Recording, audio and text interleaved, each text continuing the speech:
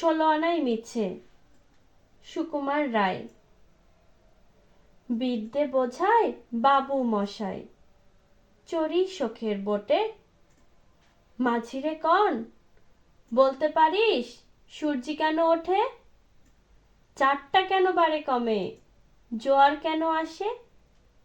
বৃদ্ধ মাঝি অবাক হয়ে ফেলফেলিয়ে হাসে।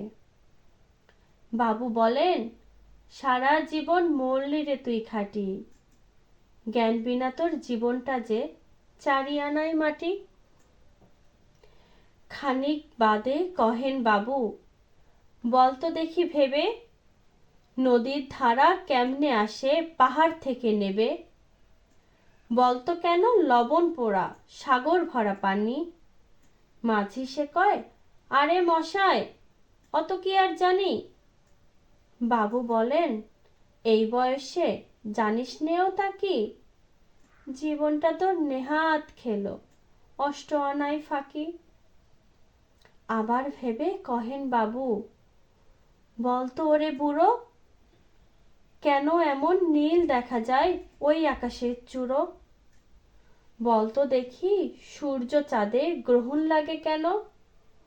বৃদ্ধ বলে, আমায় কেন লজ্জা দেছেন হেন? বাবু বলেন, বলবো কি আর, বলবো তোরে কি তা? দেখছি এখন জীবনটা তোর বারো আনাই বৃথা। খানিক বাদে ঝড় উঠেছে, ঢেউ উঠেছে ফুলে। বাবু দেখেন, নৌকা খানি ডুবলো বুঝি দুলে। মাঝিরে কন, এ কি আপদ, ওরে ও ভাই মাঝি, ডুবলো নাকি নৌকা এবার, মরবো নাকি আজি?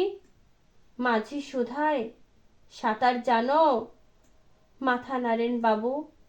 মূর্খ মাঝি বলে, মশাই এখন কেন কাবু? বাঁচলে শেষে আমার কথা, হিসেব করো পিছে। তোমার দেখি জীবনখানা ষোলো আনাই মিছে।